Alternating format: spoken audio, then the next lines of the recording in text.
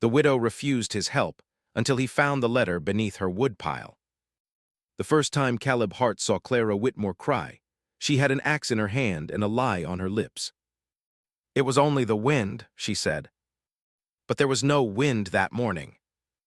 The sky above Red Creek, Wyoming, was pale and still, and the cottonwoods near the creek stood without moving. Frost clung to the grass around Clara's small ranch house.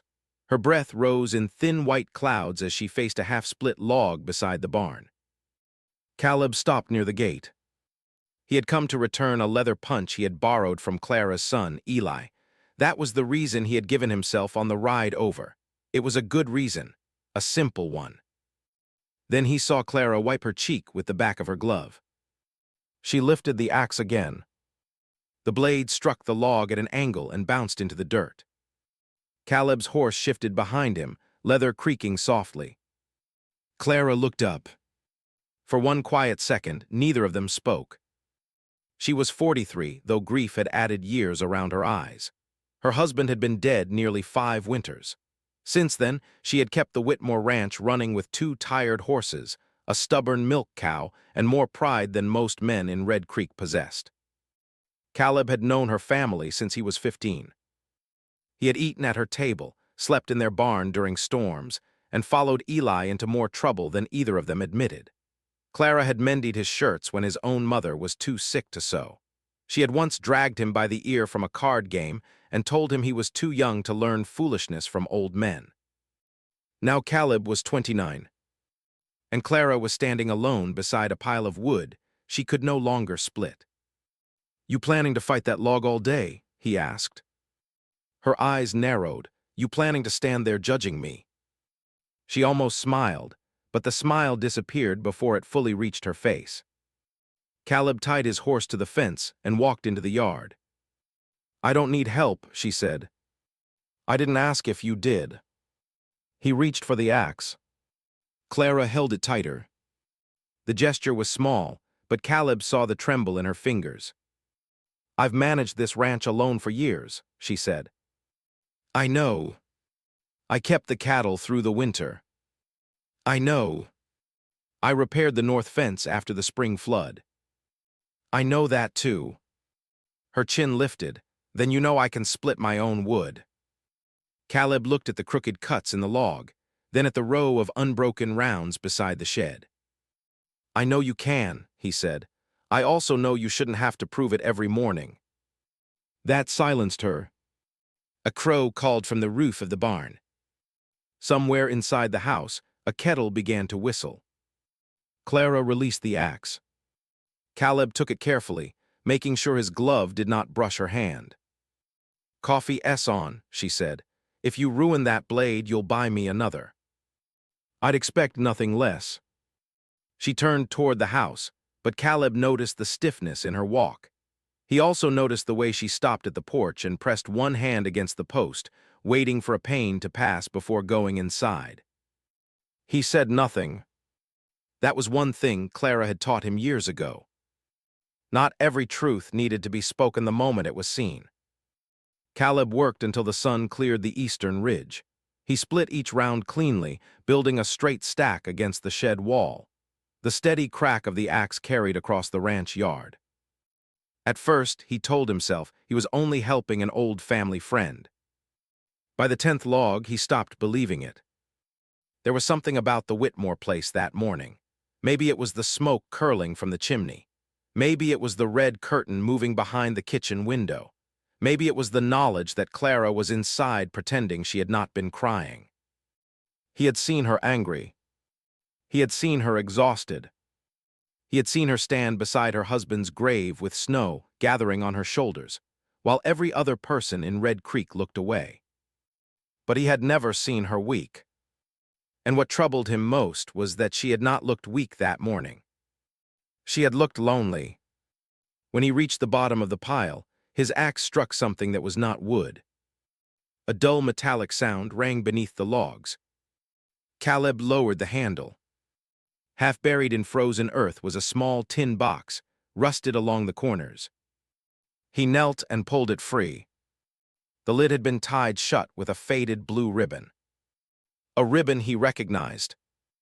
Clara had worn one just like it in an old photograph that hung near the Whitmore fireplace. In that picture, she was young and laughing beside a man who was not her late husband. Caleb's hand went still. The kitchen door opened behind him. Caleb. Clara stood on the porch holding 2 cups of coffee. The moment she saw the box, all color left her face. 1 cup slipped from her hand and shattered against the boards. Caleb rose slowly. "I found this under the wood," he said. Clara stared at the faded ribbon as though it had returned from the grave. "Put it down," she whispered. He had never heard fear in her voice before. "Not once." "Clara, what is it?" Her eyes lifted to his. Something that should have stayed buried. Before Caleb could answer, a rider appeared beyond the front gate. The man wore a dark coat and rode a gray horse dusted from hard travel. He stopped in the road and looked toward the house. Clara gripped the porch rail. The rider removed his hat.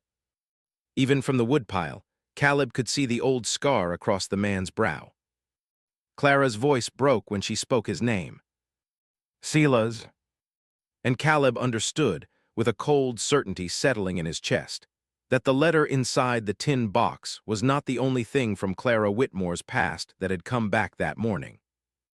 Silas Crow did not move from the road.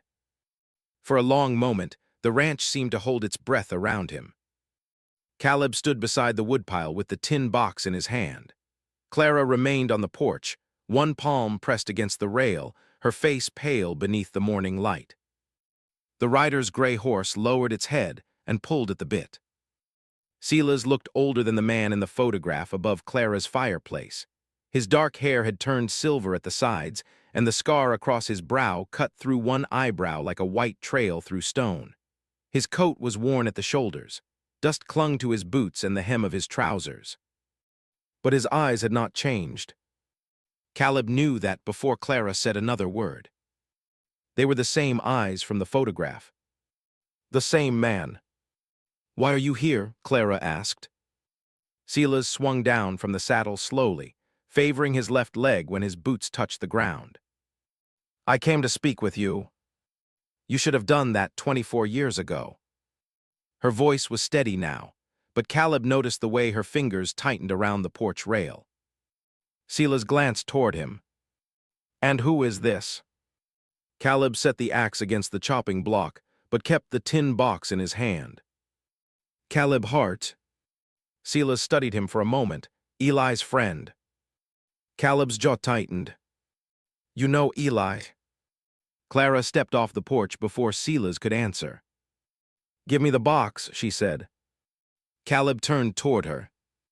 She held out her hand, but the tremble had returned. He placed the box in her palm. Clara clutched it against her dress, hiding the ribbon beneath her fingers. Silas watched the movement. "I wondered where you put it," he said. "You don't get to wonder about anything in this house." "I did not come to cause trouble." Clara gave a short, bitter laugh. Men always say that after trouble has already followed them through the gate. Caleb moved slightly closer to her. He did not touch her, but he made certain Silas could see where he stood. Silas noticed. Something unreadable passed across his face. "I only need a few minutes," he said. "You have already taken enough years." "Clara." "No." The word fell between them like a locked door. Silas looked toward the house, the barn, and the bare cottonwood near the creek. His gaze moved over the ranch with the sadness of a man remembering a place that had never belonged to him. Then he looked at Clara again. "I heard Samuel died."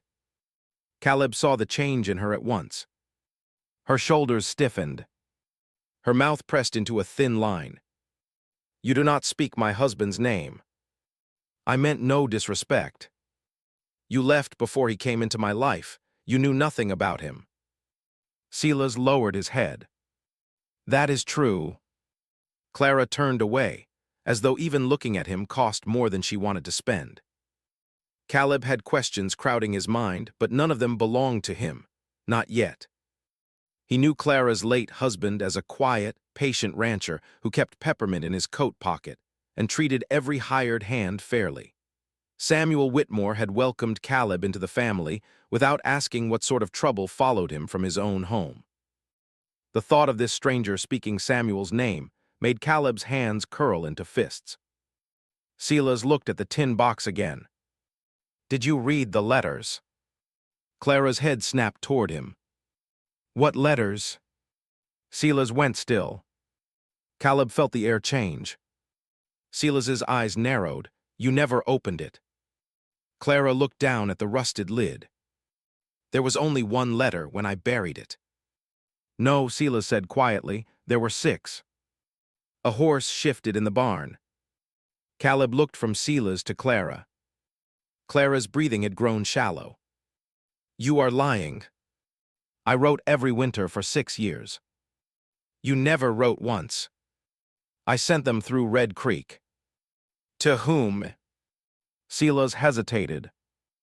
That hesitation told Caleb more than the answer would have. Clara stepped closer. "To whom, Silas?" "The old postmaster. Mr. Baines." Silas nodded. Mr. Baines had been dead for more than 10 years. Clara stared at him. Then she looked at the box in her hands as if it had grown heavier.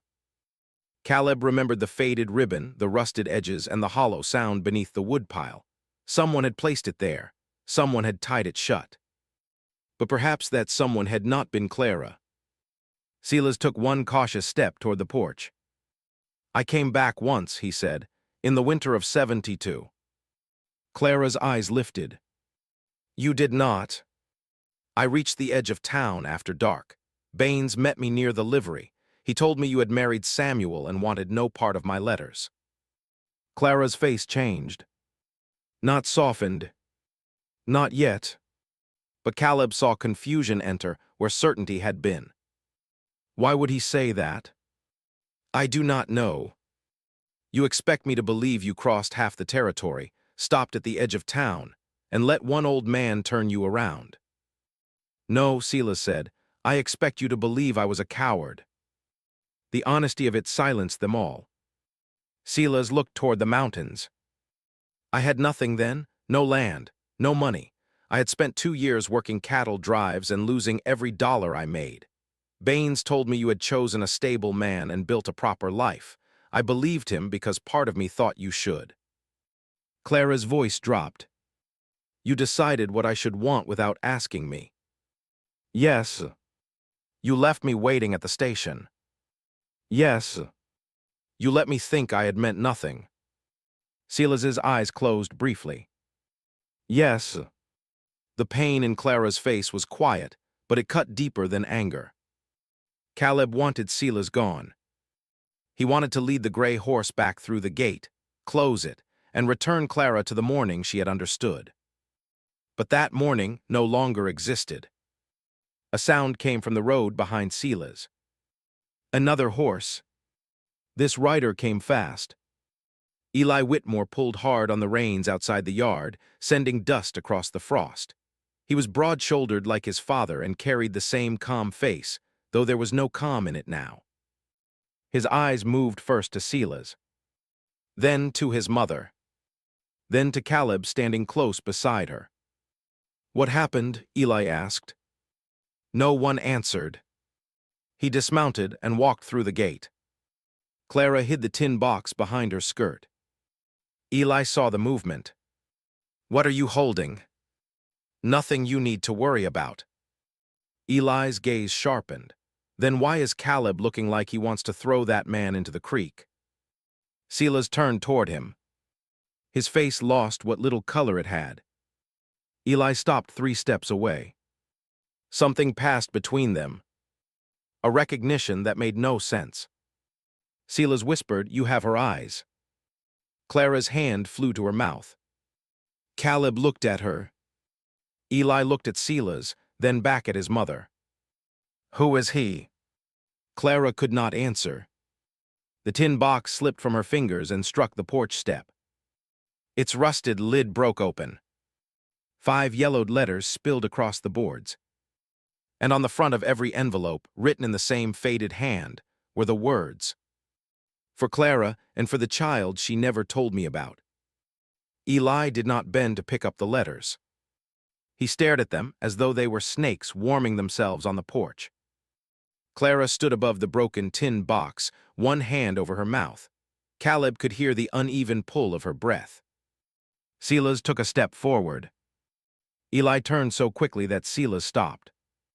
"Do not come closer," Eli said. His voice was low, almost calm, but Caleb knew him well enough to hear the anger underneath.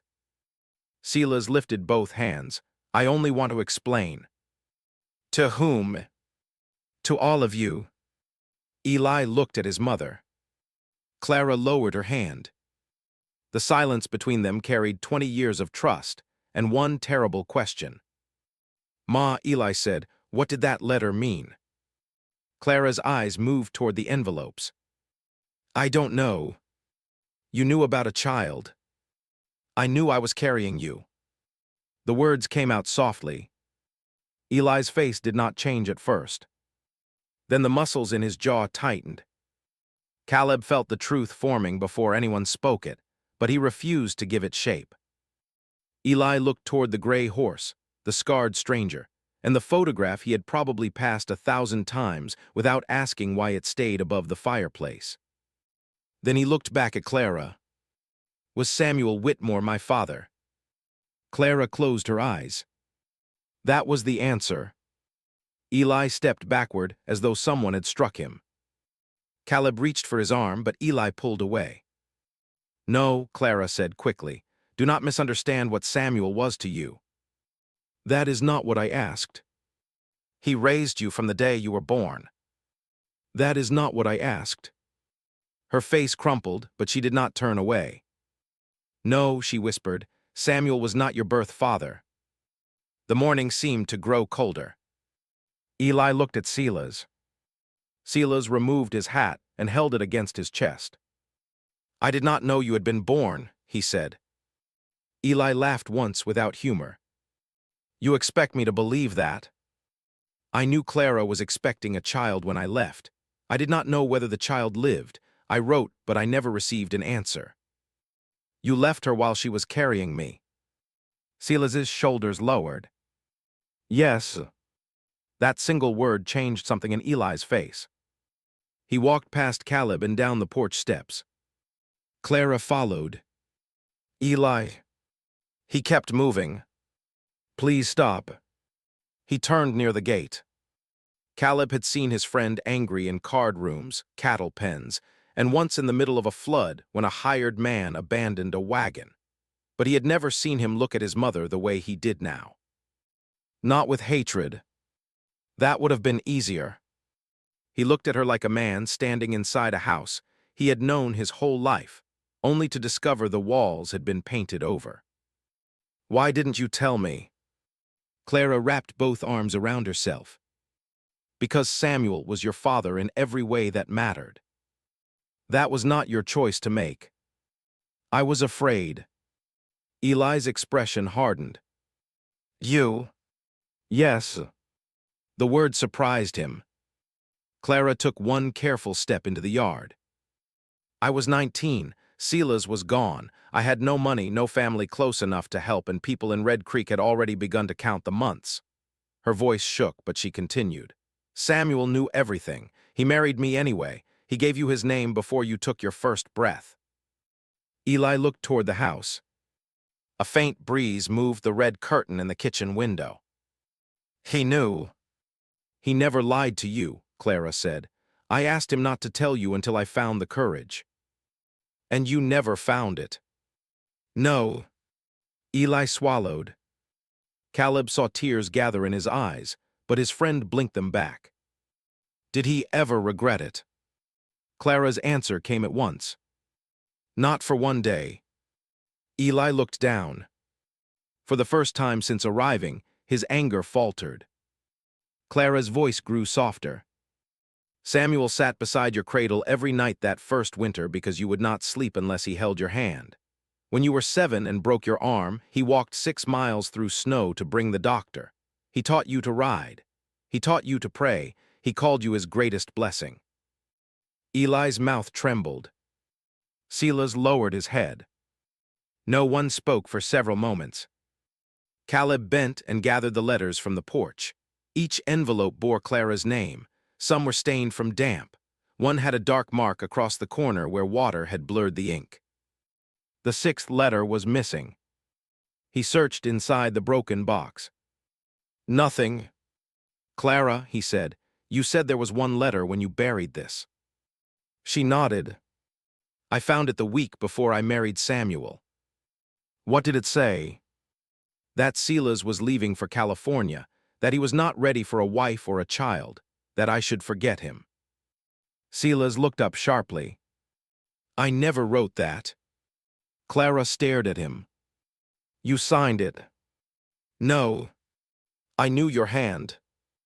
You knew the hand someone wanted you to believe was mine. Caleb held up the 5 envelopes. These are all sealed. Clara turned toward him. He looked at the broken tin box, then at the woodpile under which it had been hidden. Someone kept these from you, he said. Someone left one false letter and buried the rest. Eli wiped a hand across his face. Mr. Baines. Silas nodded slowly. He was the only man who handled every letter I sent. But why? Clara asked. No one had an answer. A bell rang from the direction of town. Once, twice, then again hard and urgent. Caleb looked toward the ridge. A rider appeared on the road, waving one arm above his head. It was young Noah Bell from the telegraph office. He pulled up outside the gate, breathing hard. Mrs. Whitmore, he called, Sheriff Dalton needs you in town. Clara stiffened. Why? Noah looked at the letters in Caleb's hands, and fear crossed his face. Because they opened Mr. Baines's old records room this morning. Silas went pale. Noah swallowed. They found your name in his private ledger. Eli stepped toward the gate. What else did they find? The young writer looked at him. A payment made every winter for 6 years. From whom?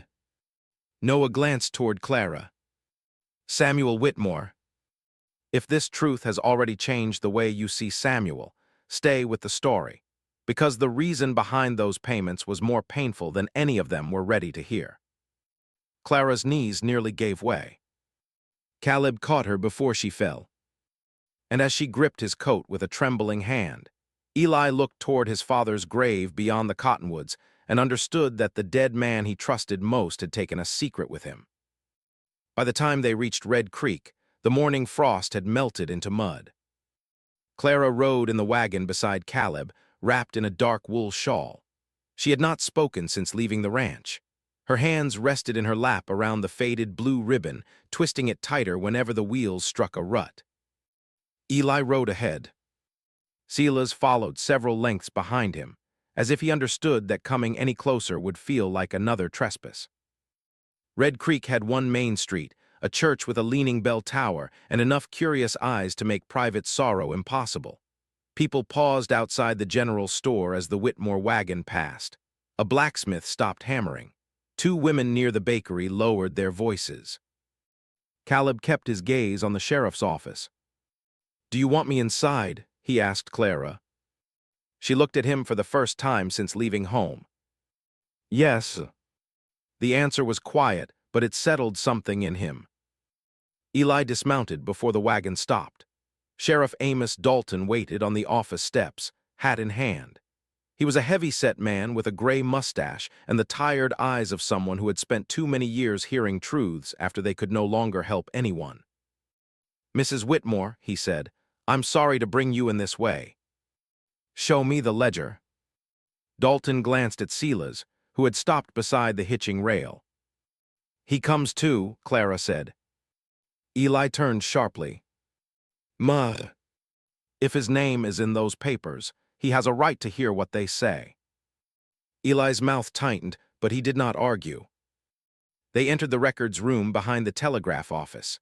Dust floated in the narrow beams of sunlight coming through the high windows. Boxes covered the floor. Old account books stood along one wall, their leather bindings cracked with age. On a table near the center lay an open ledger. Beside it sat a stack of yellowed receipts tied with string. Sheriff Dalton closed the door. "This room belonged to Horace Baines when he served as postmaster," he said. "No one opened the locked cabinet after his death because the key was missing. We found it yesterday inside an old mail satchel." "Who found it?" Caleb asked. "Noah Bell." The young telegraph clerk stood near the wall, pale and uneasy. Dalton continued. "Most of what was inside was harmless: postal lists, unclaimed packages, personal accounts. Then Noah found this." He turned the ledger toward Clara. Her name appeared near the top of the page. Clarahays. Her maiden name. Below it, written once each year for 6 years, was the same note. "Payment received from S. Whitmore." Eli leaned over the table. "How much?" $20 each winter," Dalton said. In Red Creek, $20 was not a careless gift. It could buy seed, repair a roof, or carry a man halfway across the territory. Clara touched the page with one finger. "Samuel barely had $20 to spare during our first winters." "That is what troubled me," Dalton said. Silas stared at the receipts. "What was he paying for?" Dalton untied the string. "To stop Baines from forwarding certain letters." Eli stepped away from the table. "No." The sheriff placed a receipt in front of him. Samuel Whitmore's signature appeared at the bottom. Eli knew the hand. Caleb could tell by the way his friend's face emptied of all anger and left only disbelief behind. Clara picked up the paper. Her lips moved silently as she read. Then she sank into the chair beside the table. Samuel knew the letters existed. Silas gripped the back of another chair. "He paid Baines to hide them." "That is what the receipts suggest," Dalton said. Caleb watched Clara carefully. She did not cry. That frightened him more than tears would have. For nearly 5 years, she had spoken of Samuel with gratitude. Every fence post, every scarred table, every worn tool at the ranch carried a memory of him. She had built her life around the belief that he had saved her when Silas abandoned her. Now that belief had split down the middle. Eli shook his head. "There has to be another reason." Dalton's eyes softened. "There may be." He opened a second book. Baines kept notes beside some payments. Most are brief. One says Whitmore insists the truth would ruin her. Another says boy must never know. Eli struck the table with his palm. The sound cracked through the room. Clara flinched. Eli saw it and immediately lowered his hand. "I'm sorry," he said. She looked at him, but her eyes seemed far away. Silas spoke from behind them. "Samuel wanted me gone." Clara turned toward him. "You do not know that. I know he courted you before I left. He asked once, I refused him." Silas's jaw shifted. "And after I disappeared, he helped me, then married you. He gave my child a name." "Our child," Silas said. Eli's head came up. "Do not call me that." Silas's face tightened with pain. "You are right." The admission took some of the heat from the room. Caleb studied the receipts again. Something bothered him. "Sheriff, these payments started in the winter of '73. Dalton nodded. "Eli was born in the summer of '72, Caleb said. "Silas said he came back that same winter." "Yes." "Then Samuel did not start paying Baines until after Silas returned." Everyone looked at him. Caleb pointed to the first receipt. What if the payment was not to hide the first letters? What if something happened when Silas came back? Silas stepped closer to the ledger. "I never saw Samuel." "Are you certain?" Caleb asked. "I saw only Baines." Dalton searched through the papers and pulled out a smaller folded sheet. This was tucked into the back cover. The paper had no signature, only a few hurried lines in faded ink. If Crow returns, tell him the woman and child are dead. Samuel says it is kinder than letting an unstable man take them west. Clara read the words over Caleb's shoulder. Her hand rose to her throat. Silas gripped the table until his knuckles whitened. "He told me you were married," he whispered. "He did not tell me you were dead." "Perhaps Baines changed the story," Dalton said. "Or perhaps Samuel changed his mind," Caleb replied. Eli stared at the note. "Unstable man," he said. "What did that mean?" Silas did not answer. The scar above his eye seemed suddenly more visible. Clara stood. "Tell him." Silas looked at her. "Tell my son what Samuel was afraid of." The room went silent. Silas lowered himself into a chair, his left leg stiff beneath him. "When I left Red Creek," he said, "I did not go willingly."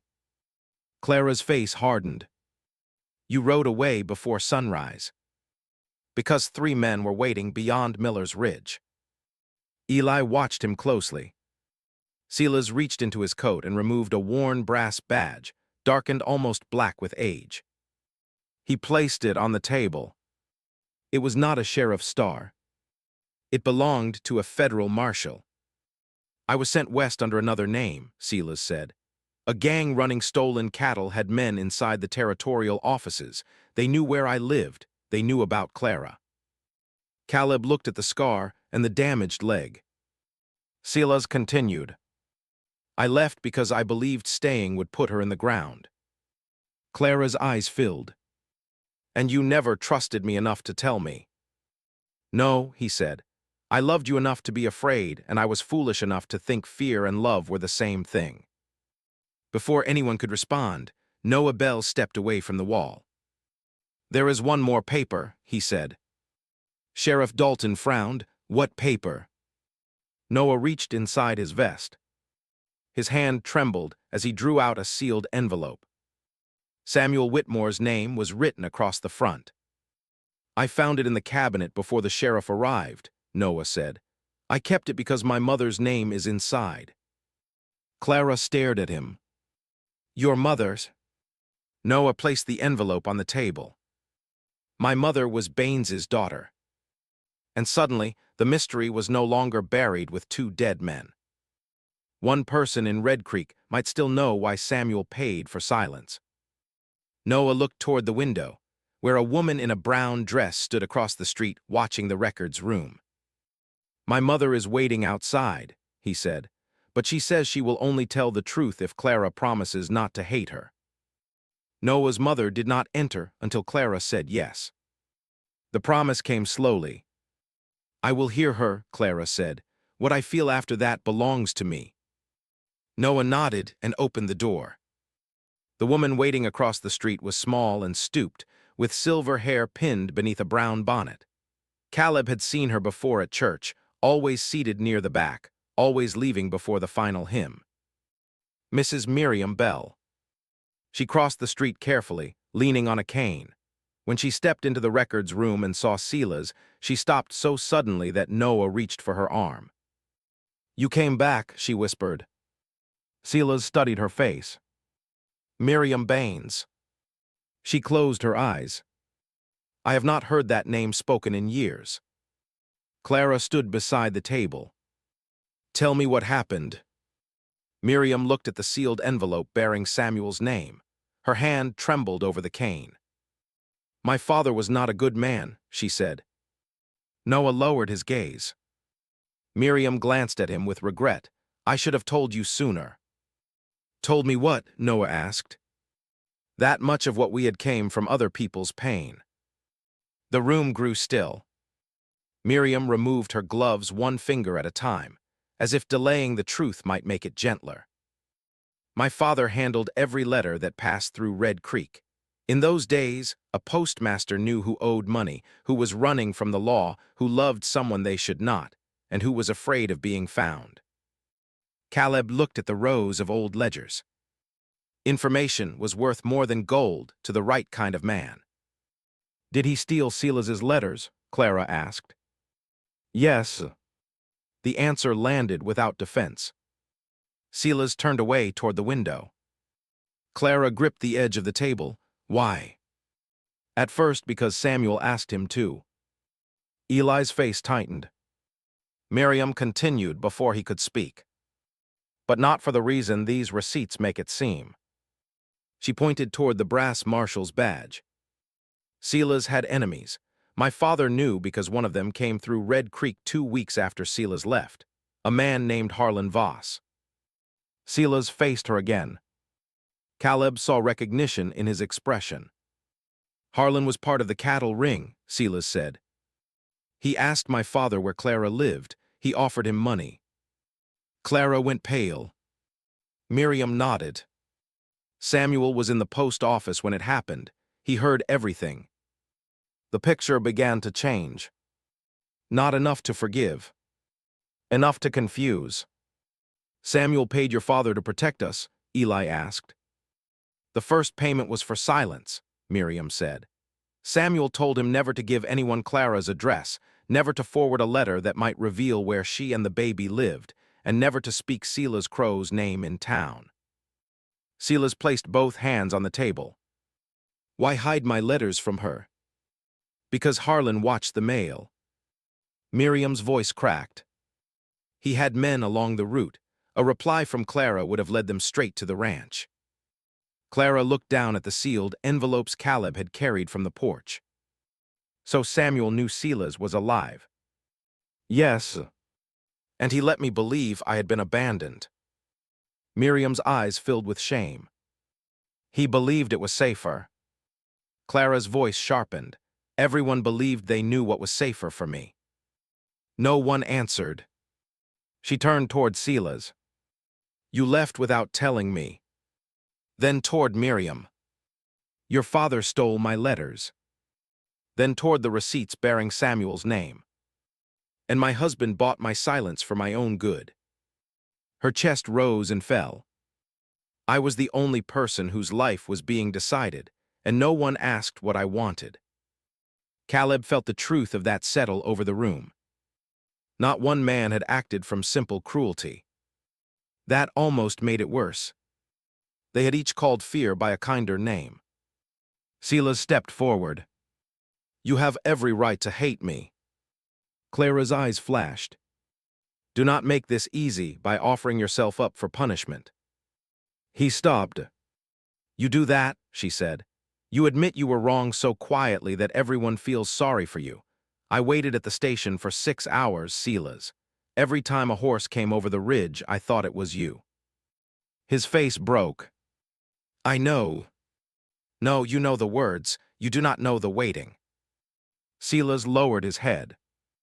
Caleb watched Clara's anger rise at last. It was not wild. It was clean and controlled, built from years of silence. She turned to Miriam. What is in Samuel's envelope? Miriam looked frightened. The reason the payments continued. Noah picked it up. Should I open it? Clara held out her hand. No, I will. The wax seal cracked beneath her thumb. Inside was a single sheet of paper and a smaller folded note. Clara read the first line silently. Then she sat down. Eli moved beside her. What does it say? She passed him the page. Samuel's handwriting was firm, but the ink had faded. Eli read aloud. Mr. Baines, Crow's enemies have been arrested, but Clara is now my wife, and the boy bears my name. I will not ask her to reopen an old wound unless Crow comes himself and speaks honestly. Silas looked up. That was in 76. Miriam nodded. The cattle ring broke apart that year. Eli kept reading. If he returns, I will not stand in his way, but I will not have letters deciding what a man is too afraid to say face to face. Clara closed her eyes. Caleb understood then. Samuel had not meant to keep Silas away forever. He had left the door open, but only if Silas walked through it himself. Silas's voice was rough. I did not return.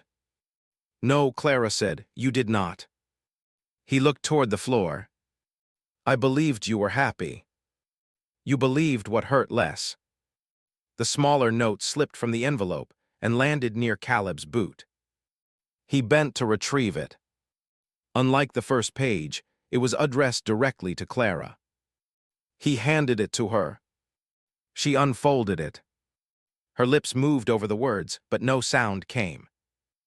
Eli knelt beside her chair. "Ma." She pressed the paper against her chest.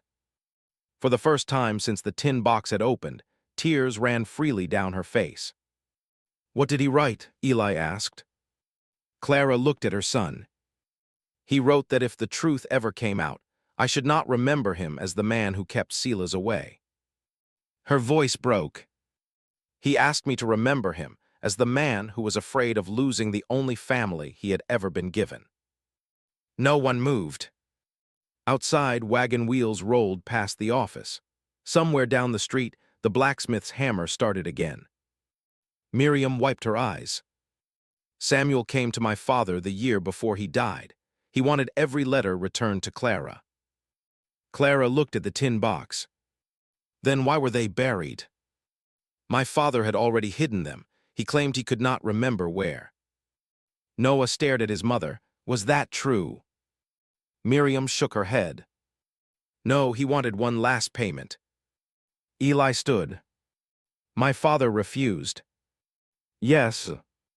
A faint, sad pride entered Miriam's face.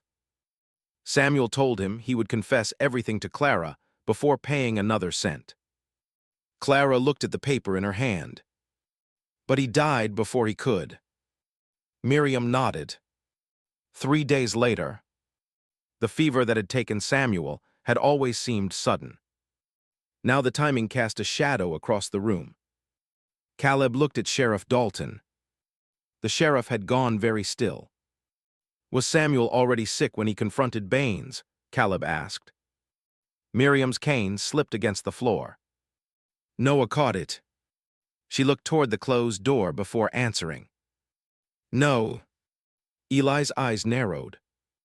"What are you saying?" Miriam's face turned gray. "My father kept a small bottle in his cabinet. He used it to kill rats in the grain room." Sheriff Dalton stepped forward. "Miriam, be careful." "I have been careful for 20 years. She looked at Clara. "It is time I stopped." The room felt suddenly too small. Clara rose from the chair. "Did your father poison my husband?" Miriam began to cry. "I do not know." "That is not an answer." "I saw Samuel leave the post office carrying a cup of coffee. My father stood at the window watching him go. That night, he burned the cup." Eli shoved away from the table. Caleb caught him before he reached the door. "Let me go." "Where are you going?" "To his grave. Baines is dead." "I know." Eli's voice cracked. "That is the problem. Every man who had answers waited until he could no longer be questioned." Caleb held his friend's shoulders. For one moment, Eli fought him. Then the strength left his body. He looked at Clara. She stood with Samuel's letter in one hand and Silas's unopened letters in the other, caught between two men who had loved her and failed her in different ways. If you have ever learned that someone's mistake came from fear instead of hate, you know forgiveness does not become easier. Sometimes it becomes harder. Tell me, could you forgive Samuel after reading that letter? Sheriff Dalton gathered the papers. "We cannot prove murder from one burned cup and an old memory." Miriam nodded. "I know. But we can search the remaining records." Noah turned toward the cabinet.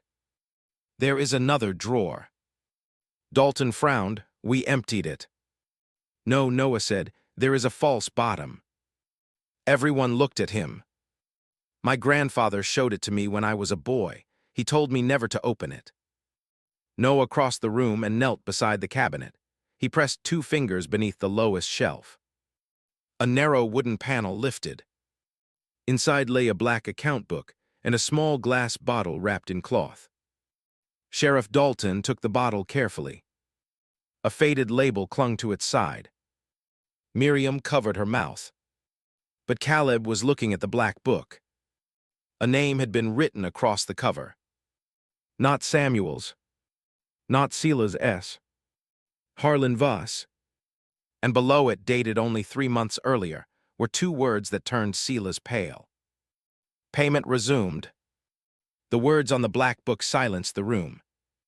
Payment resumed. Sela's took 1 step toward the cabinet, then stopped as if the floor had shifted beneath him. That is impossible, he said. Sheriff Dalton opened the account book carefully. The first pages were brittle and filled with names, dates, and sums paid more than 20 years earlier. Some entries had marks beside them. Others had been crossed out in dark ink. Near the back, the handwriting changed.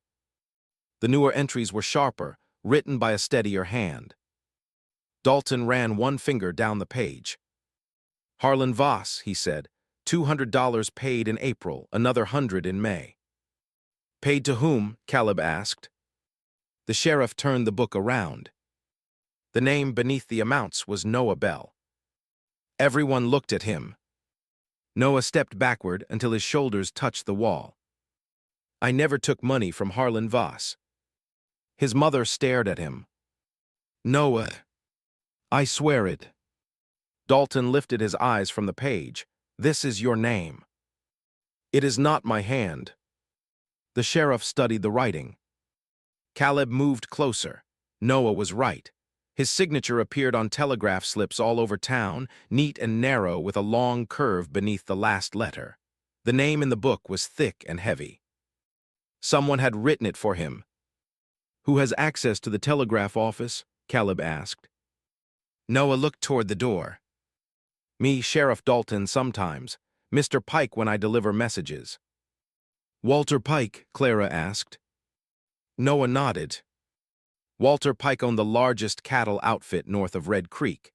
He served on the town council, donated lumber to the church, and shook every man's hand as though he had personally built the territory. He had also purchased much of the old Voss grazing land after the cattle ring collapsed. Silas reached for the account book. Dalton pulled it away. Do not touch it. Harlan had a son, Silas said, Walter. Eli's face hardened. Walter Pike is Harlan Voss's son. He used his mother's name, Silas replied. He was a boy when I left. Clara sat down again, but this time there were no tears. Only thought. Why would he resume payments now? Noah swallowed. 3 months ago, Mr. Pike asked me to search the old mail records. For what? Dalton asked. Letters sent by Silas Crow. Silas looked toward the window. He knew I was coming. How? Caleb asked. I sent a telegram from Cheyenne asking whether Clara Whitmore still lived in Red Creek. Noah's face drained. I received that telegram. Clara's gaze lifted. You never brought it to me.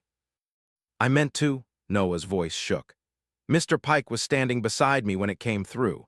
He told me Silas Crow was a dangerous outlaw and that showing you the message could place the town at risk. Silas gave a tired laugh. The old lie still works. Noah looked sick with shame. I gave Pike the telegram. And he paid you? Eli asked. No, he said he was protecting everyone. Caleb looked at the false signature in the account book. Then he put Noah's name here in case the book was found. Sheriff Dalton closed it. We need to speak with Pike. Silas moved toward the door. Dalton blocked him. You are not coming. Harlan Voss destroyed half my life. And if you ride into Pike's yard angry, he will turn the whole town against you before noon. Silas's hand curled around the brim of his hat. Caleb stepped between them. The sheriff is right. Silas looked at him with open dislike for the first time. You know nothing about this. I know enough to see that Clara has spent her whole life paying for choices men made without her. That stopped him. Caleb's voice remained quiet. Do not make another choice in her name. Silas looked toward Clara. She held his gaze. "Stay," she said. He sat down. The command was simple, but it carried more power than any threat. Sheriff Dalton took the bottle and both account books. "Noah, lock the telegraph office. Tell no one what we found." "There are already people watching outside," Noah said. Caleb glanced through the window. The street had filled. Martha Quinn from the boarding house stood near the bakery. Two ranch hands lingered beside the water trough. Across from them, a tall man in a black hat leaned against the general store. Caleb recognized him. Gideon Pike, Walter's eldest son. The moment their eyes met, Gideon pushed away from the wall. Then he walked quickly toward the hitching rail. "He knows," Caleb said. Eli reached the door first. By the time they stepped outside, Gideon was already in the saddle. "Pike," Dalton shouted. Gideon looked back once. Then he drove his heels into the horse and raced north. Sheriff Dalton ran for his own mount. "Caleb, with me." Eli grabbed his reins. "I'm coming too." Clara stepped into the street. "No." Eli looked at her. "This concerns Samuel. It concerns the living now. He may know what happened. And you are too angry to hear it."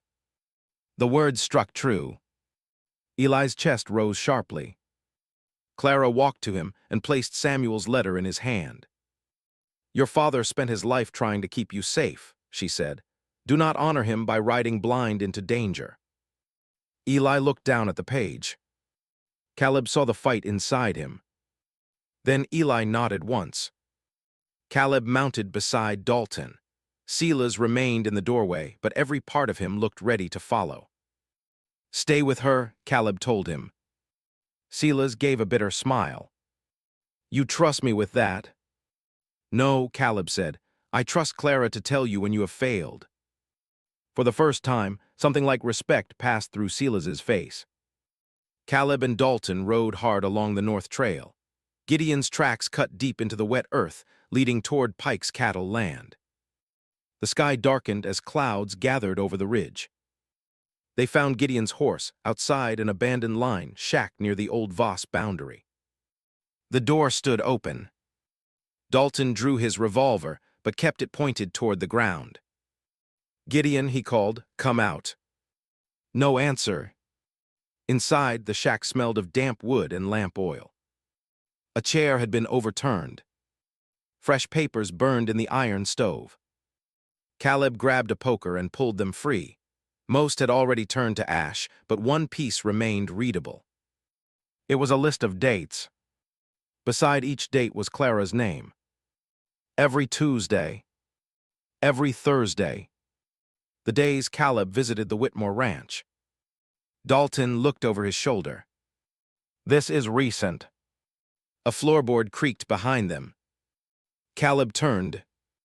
Gideon stood in the doorway, rain beginning to darken his coat. He held no weapon. That made the fear in his face more troubling. "My father knows about the letters," Gideon said. "Where is he?" Dalton asked. "At the Whitmore ranch." Caleb's blood went cold.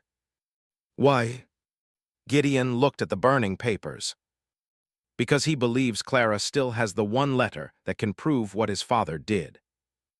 Caleb was already moving. Then Gideon called after him. "You will not reach her in time." Caleb turned. Gideon's voice fell to a whisper. "My father left Red Creek before we did." And far beyond the line shack, across miles of open land, thunder rolled over the Whitmore ranch. Caleb did not remember mounting his horse.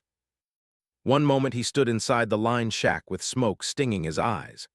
The next, he was racing south through the rain with Sheriff Dalton beside him and Gideon Pike following close behind.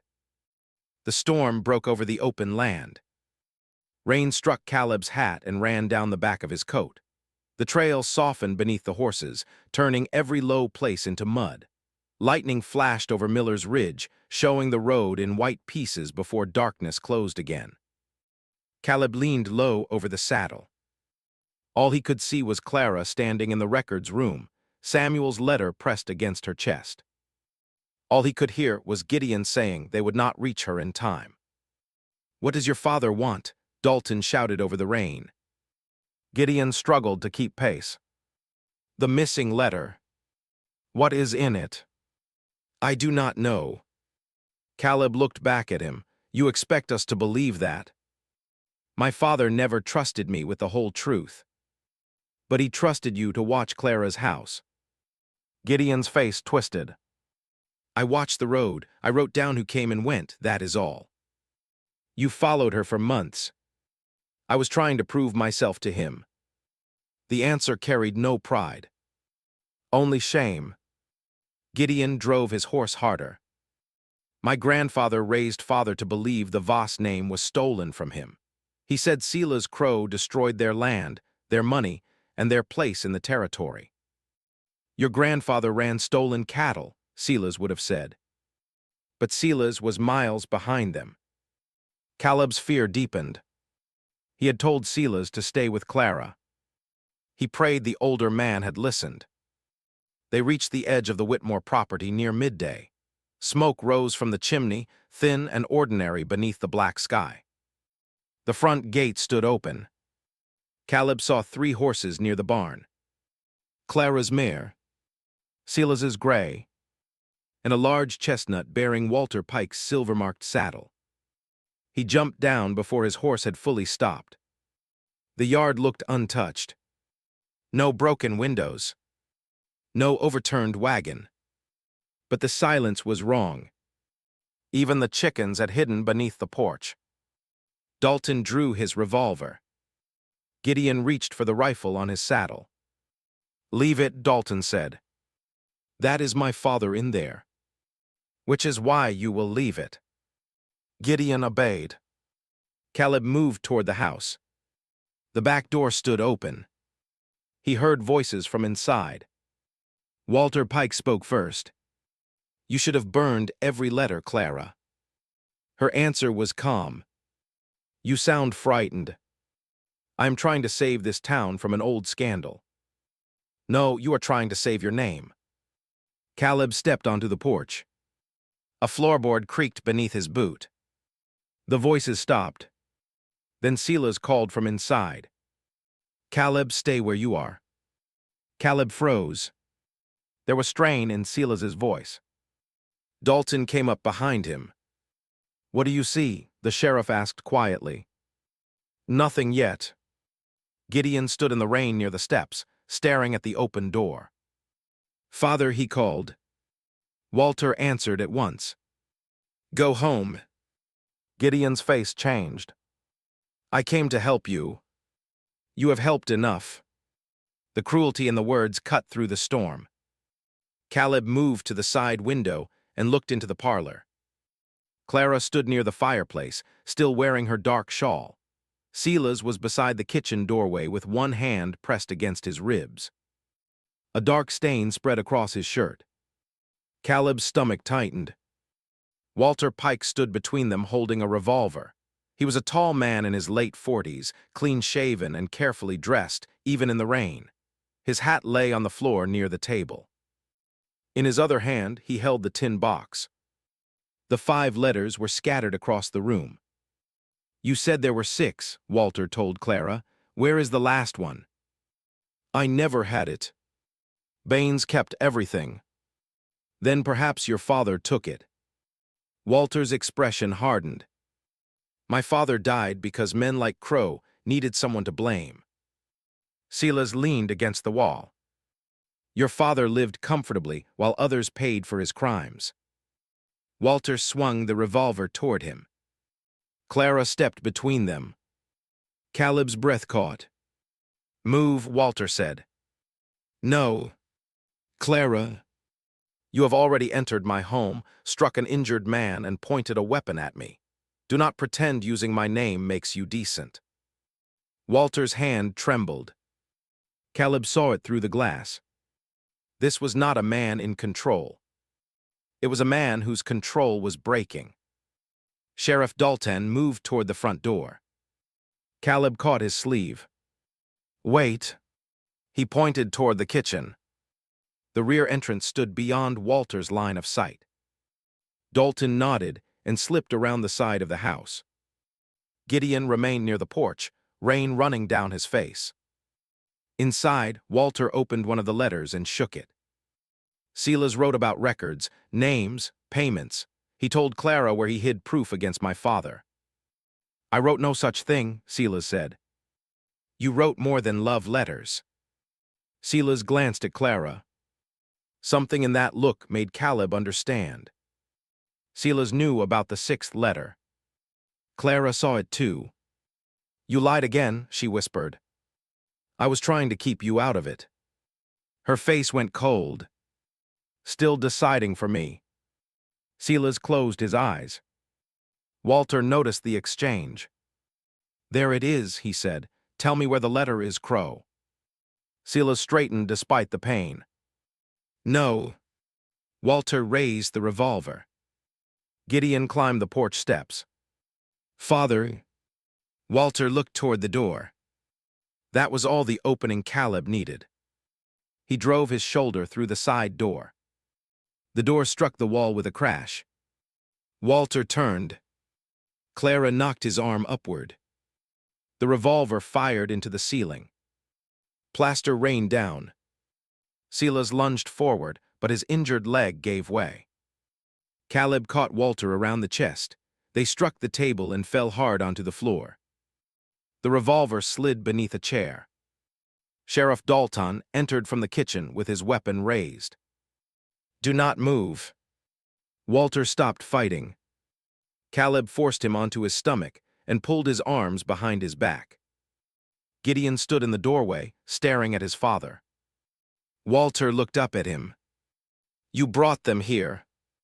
Gideon's lips parted. Yes. The word was barely heard over the rain. Walter's face filled with contempt. You weak little fool. Gideon flinched as though he had expected the words all his life, and still was not ready for them. Sheriff Dalton bound Walter's wrists. Caleb rose and went straight to Clara. Are you hurt? No. Her hands shook as she touched his wet coat, as though making certain he was real. Then they both looked at Silas. He sat against the wall, pale and breathing shallowly. Clara knelt beside him. What did he do? Rifle stock, Silas said. Nothing broken, I think. Clara pressed a folded cloth against his side. Where is the sixth letter? Silas looked at her. I came back to Red Creek because I found it. Every person in the room went still. Walter Pike lifted his head from the floor. Silas reached slowly inside his coat. Caleb expected an envelope. Instead, Silas removed a small brass key. The letter is not at this ranch, he said. Clara stared at the key. Then where is it? In Samuel's grave. Thunder shook the windows. Eli appeared in the open doorway, soaked from the ride, Samuel's letter still clutched in his hand. He had followed them after all. He looked from Walter Pike on the floor to Silas against the wall. Then he heard the last words. My father's grave, Eli asked. Silas's eyes filled with regret. Samuel buried the truth with himself because he believed one day you would be strong enough to decide what happened to it. Eli stepped inside. And what truth is that? Silas looked at Walter. The names of every man in Red Creek who helped Harlan Voss. Sheriff Dalton's expression darkened. Walter began to laugh. Not loudly. Not with humor. With the quiet certainty of a man who knew something they did not. You still do not understand, he said. Caleb turned toward him. Walter smiled through the blood at the corner of his mouth. If you open Samuel's grave, Clara will lose more than her memory of a good husband. His gaze settled on Eli. She will learn who truly ordered Samuel Whitmore's death. Walter Pike's laughter died when Sheriff Dalton pressed a knee between his shoulders. Say that again, Dalton ordered. Walter turned his face toward the floorboards. You heard me. Eli stepped closer. Rainwater dripped from his coat and formed a dark circle around his boots. Samuel's letter was crushed in one fist. Who ordered my father's death? Walter smiled without looking at him. Open the grave. Clara rose from beside Sela's. No. Everyone looked at her. Her face was pale, but the fear had left it. She stood with the stillness Caleb had seen years ago at Samuel's burial, when snow gathered on her shoulders and she refused every arm offered to steady her. No more riddles, she said. No more men deciding how much truth I am allowed to bear. Walter said nothing. Clara walked across the room and stopped over him. Tell me now. He turned his head enough to see her. Your husband kept a record of names, men who carried messages for Harlan Voss, men who hid cattle, men who took money. We know that. You do not know the final name. Silas pushed himself higher against the wall. Walter, do not. Walter's smile widened. Clara looked at Silas. You know. Silas did not answer. Her expression tightened. Of course you do. Caleb moved beside her. Silas looked at the brass key in his hand. I know what Samuel believed, he said. That does not make it true. What did he believe? Silas looked toward Eli. The hesitation lasted only a second, but Eli saw it. Say it, Eli demanded. Silas's voice fell low. Samuel believed Miriam Bell ordered the poison. Noah, who had just reached the porch behind Eli, stopped in the doorway. His mother stood several paces behind him beneath the rain, one hand gripping her cane. Miriam had followed the riders from town in a borrowed wagon. She heard every word. The color drained from her face. No, she whispered. Walter rolled onto one shoulder before Dalton forced him flat again. My grandfather never acted without her, he said. She knew Samuel planned to expose him. Miriam stepped into the room. Her wet bonnet hung crooked, and strands of silver hair clung to her cheeks. That is a lie. Walter laughed again. You poured the coffee. Miriam's cane struck the floor. I poured coffee for every person who entered that office. You left Samuel alone with the cup. I went to fetch his coat. And when you returned, he was gone. Miriam stared at him. How do you know that? For the first time, Walter's certainty faltered. Noah noticed. So you were there, he said. Walter's jaw tightened. I was a boy. How old? Sheriff Dalton asked. 13. Miriam looked at him as though an old door had opened in her memory. You were in the storage room. Walter said nothing. She pressed one hand to her chest. I heard something fall. Your father told me it was a parcel. Caleb watched Walter carefully. You saw what happened. Walter's eyes hardened. I saw enough. Then tell us, Clara said. The storm beat against the windows. Water slipped through the damaged ceiling where the bullet had struck, tapping steadily onto the floor. Walter closed his eyes. My father kept the bottle in the locked cabinet. Samuel came in angry. He said he had proof and would go to the territorial judge. Miriam's breathing grew shallow. I left to fetch his coat, she said. Walter nodded. My father poured something into Samuel's cup. Miriam's cane slipped from her hand. Noah caught her before she fell. Walter continued. Samuel saw him. Eli stared. What? He saw the powder on the rim. He did not drink. The entire room changed.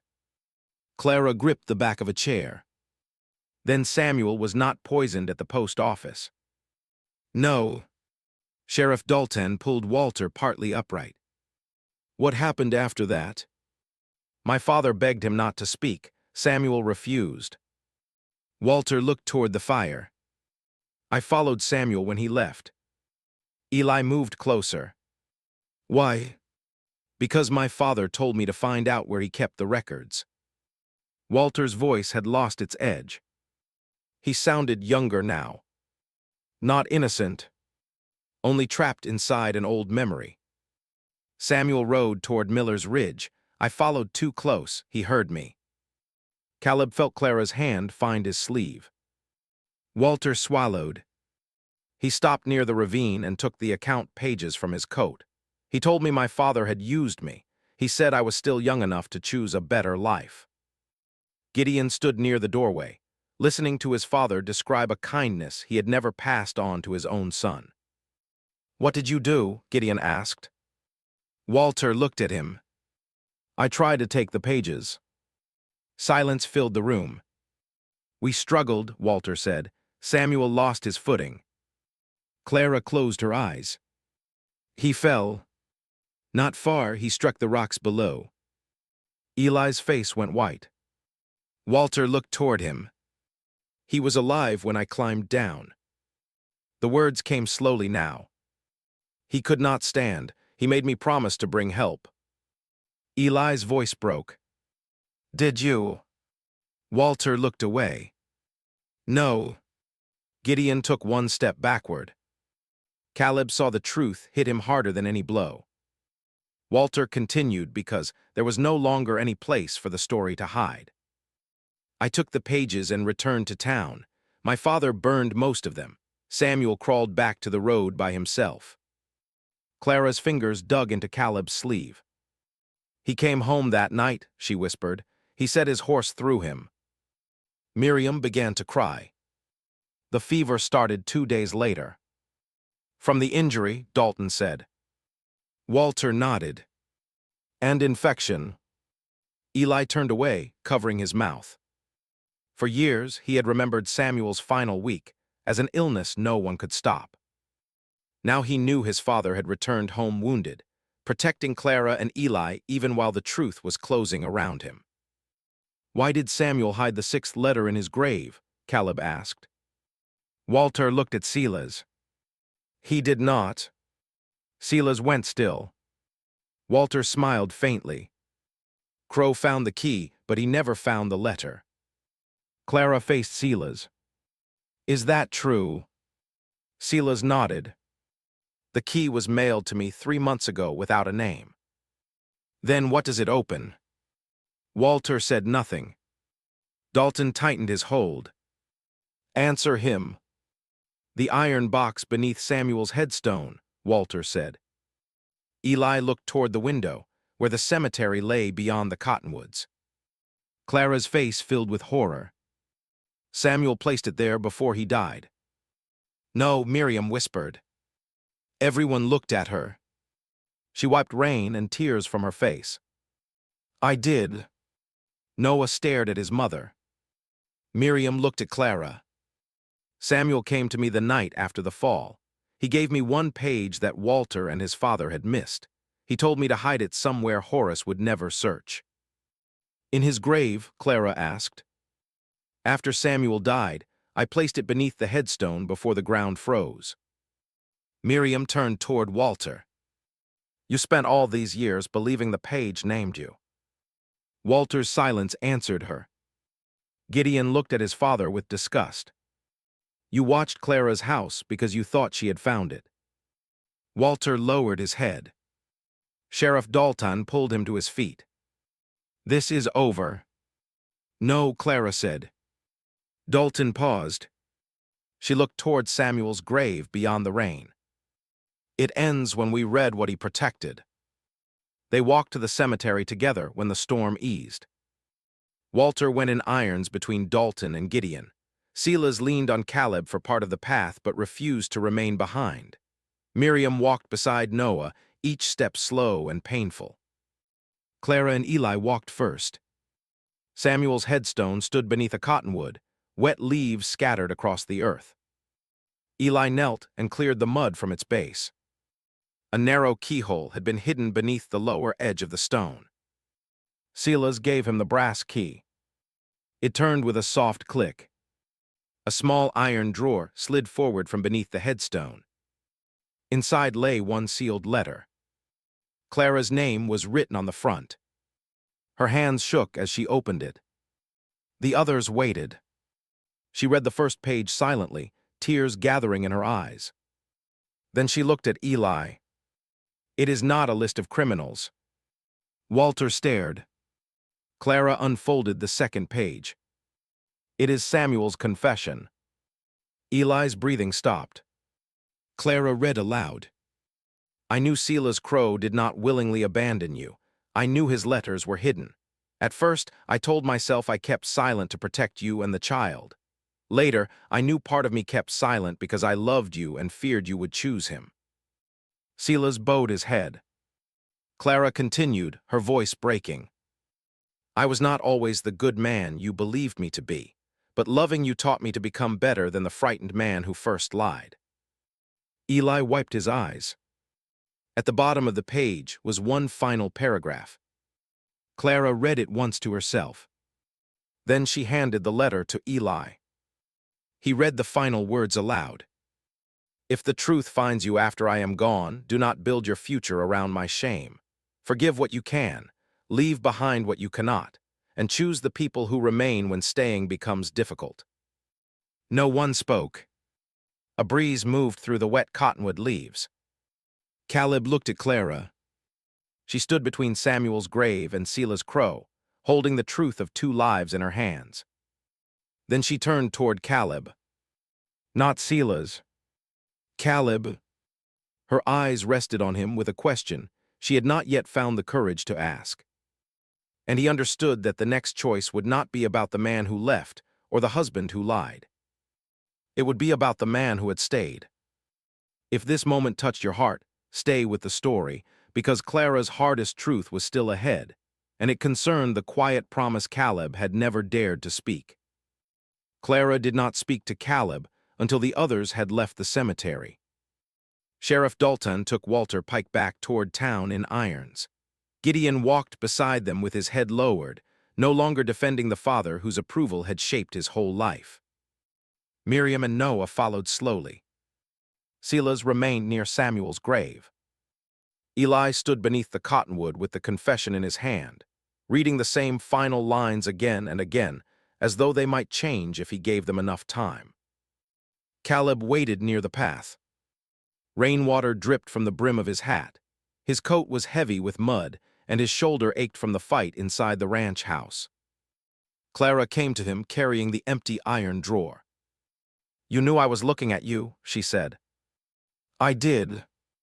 And you did not look away. No. She studied his face.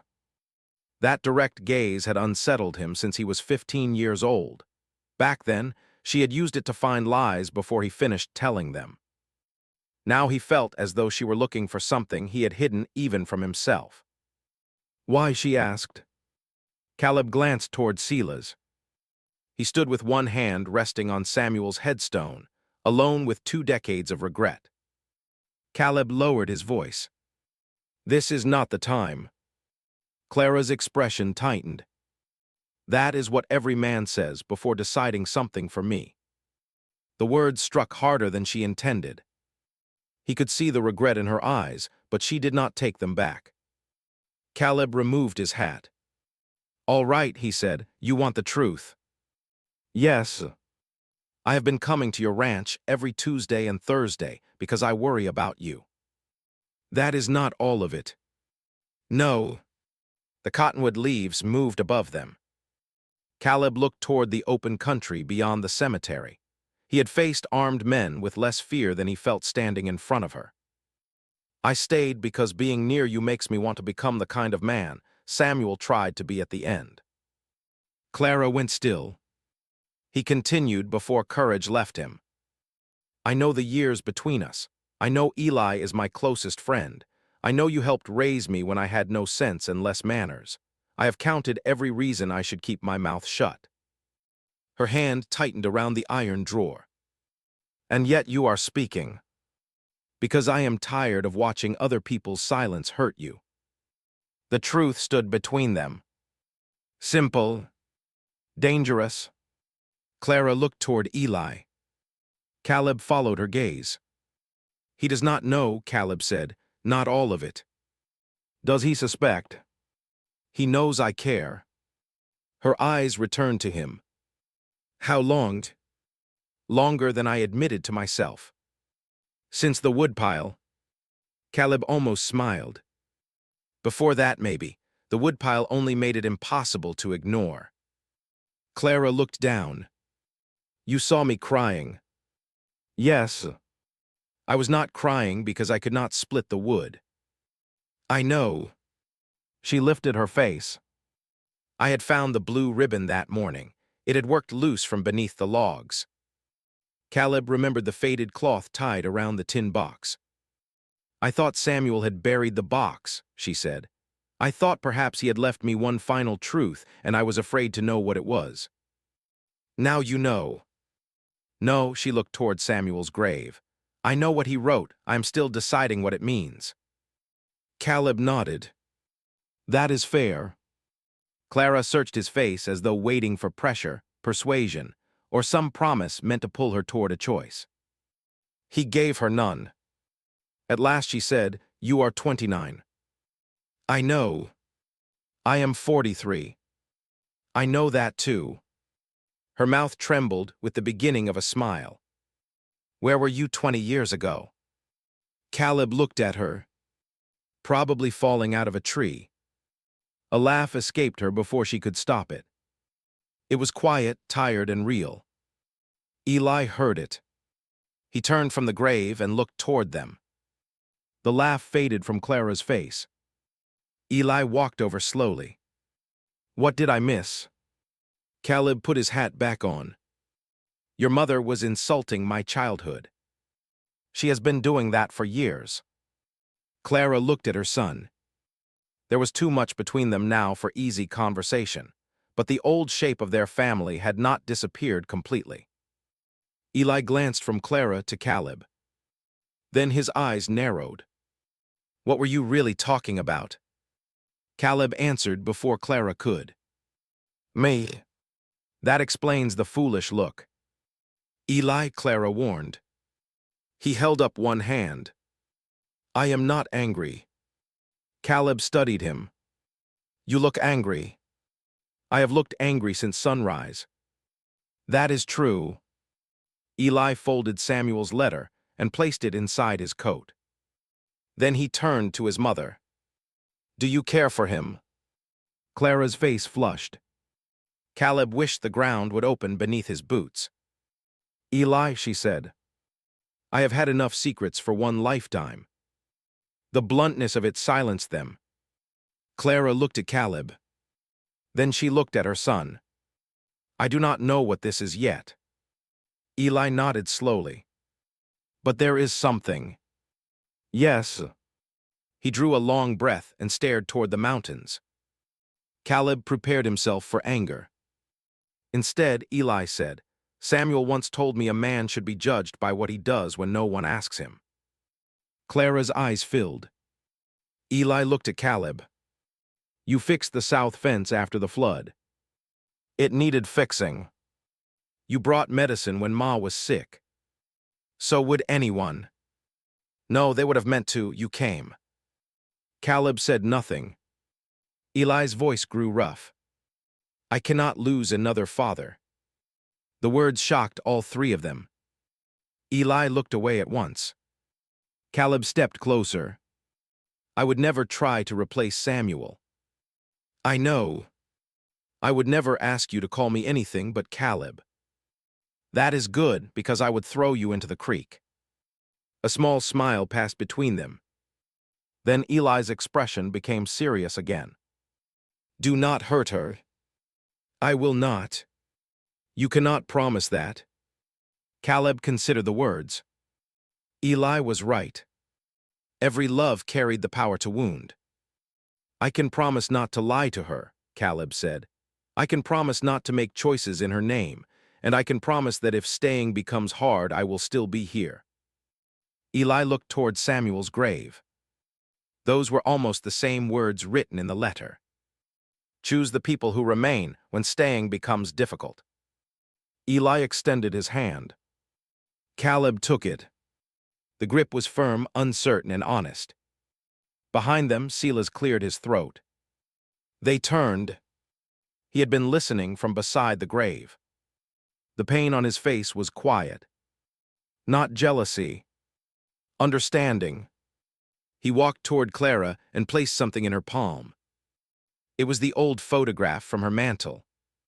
"I took this from the house when Pike came," he said. "I thought he might destroy it." Clara looked at the younger version of herself, standing beside Silas. "You should keep it," he said. She closed her fingers around the photograph. "No, it belongs with the letters." Silas nodded. "I leave tomorrow." Eli looked at him. "Where will you go?" "Wherever a man goes when he arrives 24 years too late." Clara watched him for a long moment. "You do not have to disappear again." Hope entered his face, but she raised one hand. "That is not an invitation to return to what we were." "I understand. You are Eli's father by blood. What happens next belongs to him." Silas looked at Eli. Eli did not forgive him. Not yet. But he did not turn away. "You can stay through winter," Eli said. "There is work at the ranch." Silas's eyes filled. "Are you certain?" "No." It was the most honest answer he could have given. "But I want the chance to know who you are before deciding what you mean to me." Silas nodded.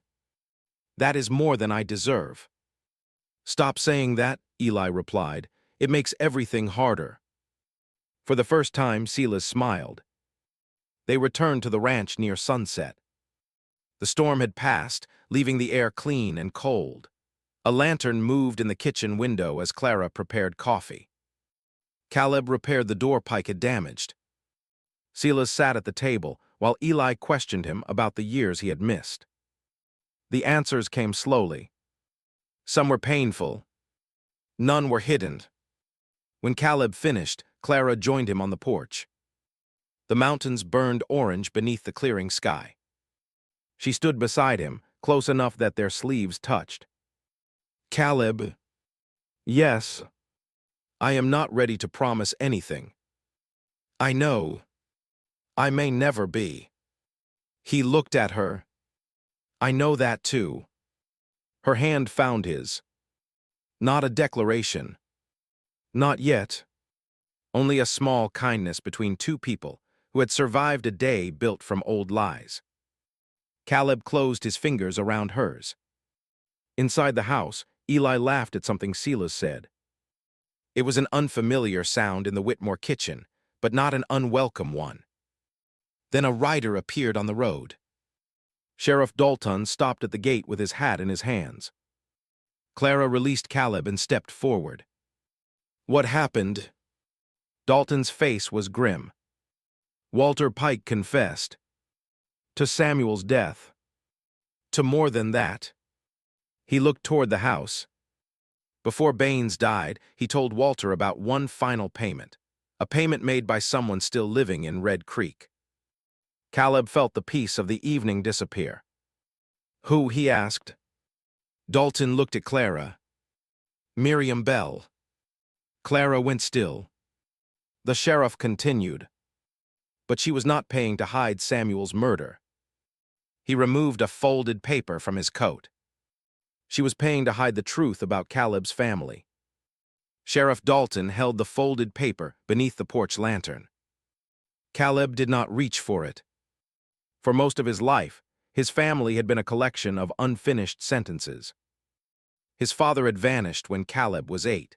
His mother had died after a long winter illness 7 years later.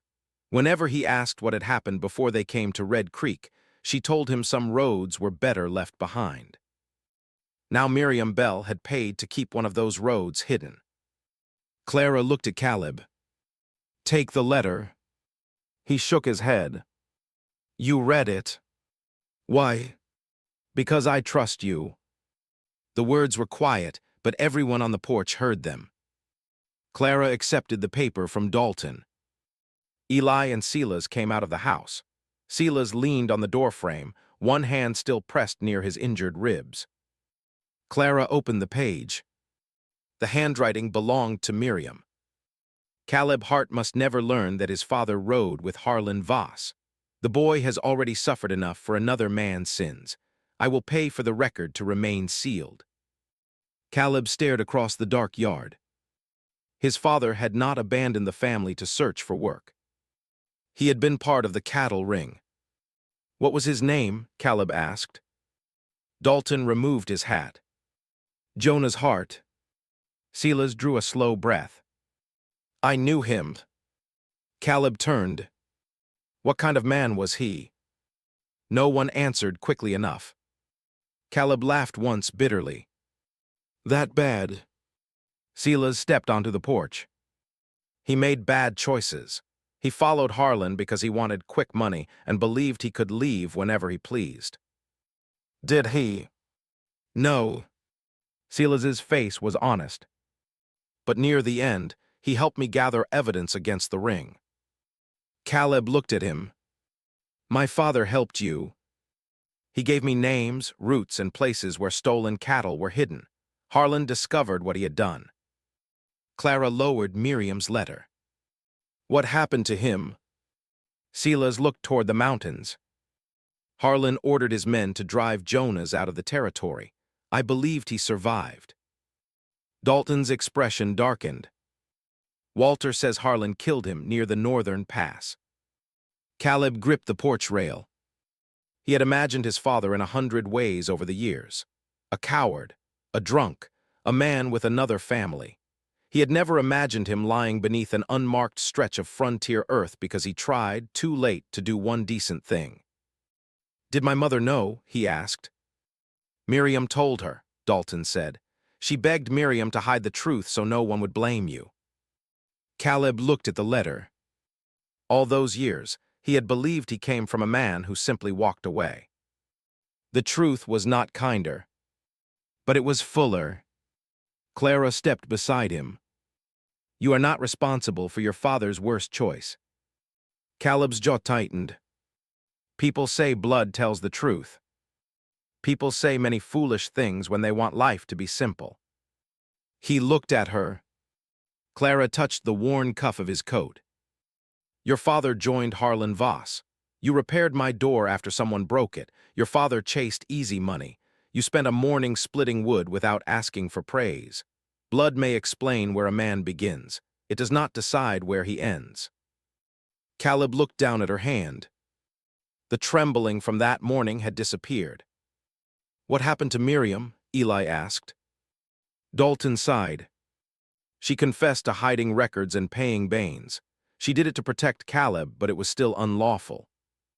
Will she be jailed? Noah asked from the yard. No one had seen him approach. He stood beside his mother, who sat in the borrowed wagon wrapped in a blanket. Dalton looked toward Miriam. That decision belongs to the territorial judge. Miriam climbed down before Noah could stop her. She crossed the yard with her cane and stood before Caleb. I thought silence would spare you, she said. Caleb's voice was tired. Silence never spared anyone in this story. No. She looked toward Clara, Eli, and Silas.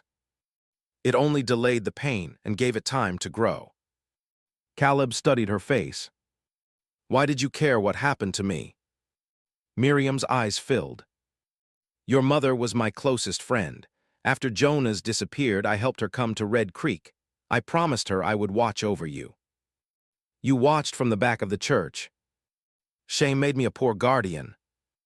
Caleb could have turned away. Part of him wanted to. Instead, he asked, do you know where my father is buried? Miriam nodded. Near the northern pass, beneath 3 pine trees. Then you will show me. I will. Caleb did not forgive her that night. But he gave her a road toward forgiveness. Sometimes that was the first mercy anyone could offer. Winter came early to Red Creek. Walter Pike was taken before the territorial court. His confession, the account books, and Gideon's testimony proved his part in Samuel's death and his attempts to hide the truth. The Pike cattle lands were sold to repay families harmed by the old Voss ring.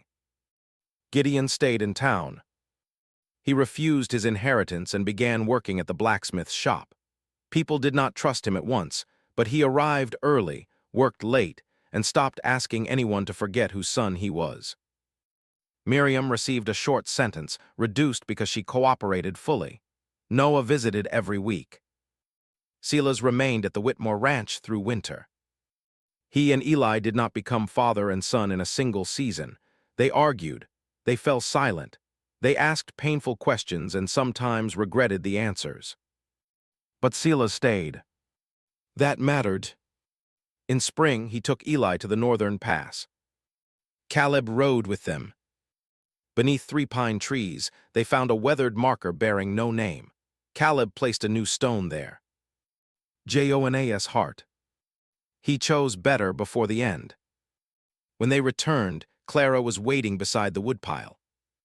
The logs had been stacked neatly for winter, though there was no need for firewood beneath the warm spring sun. Caleb dismounted. Clara held the faded blue ribbon in one hand. That usually leads to trouble. It does when you are involved. He smiled. She stepped closer.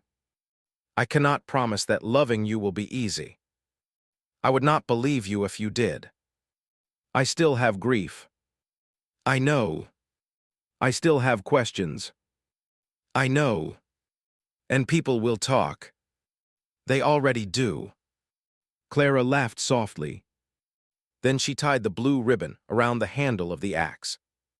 This belonged to a life I waited too long to understand, she said. I do not want to bury anything else. Caleb looked at her. What are you saying? She placed her hand against his chest. I am saying you may continue coming on Tuesdays. Only Tuesdays. And Thursdays. That sounds serious. It is not a proposal. Not yet. Her eyes narrowed. Then she kissed him. It was not a kiss born from shock or loneliness. It was slow, certain, and chosen beneath a clear Wyoming sky. Eli stepped onto the porch carrying 2 coffee cups. He stopped. Silas appeared behind him. Neither man spoke. Eli handed 1 cup to Silas. I suppose we should give them a moment.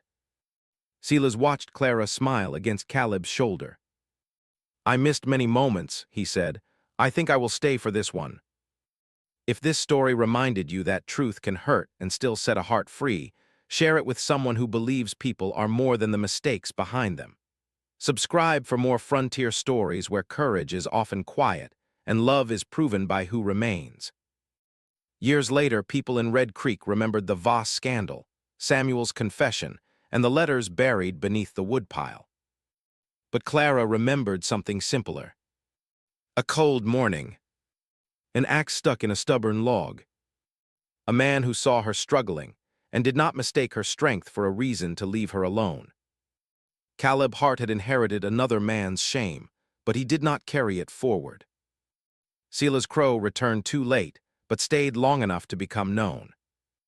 Eli lost the story he had believed about his father, then discovered that imperfect love could still be real. And Clara Whitmore, after a lifetime of choices made around her, finally made one entirely for herself. That evening, the 4 of them sat on the porch while the mountains turned gold. No secrets waited beneath the floorboards. No letters remained unopened. A horse shifted near the gate. The lantern moved gently in the spring wind. Clara rested her hand in Caleb's, and this time no one looked away.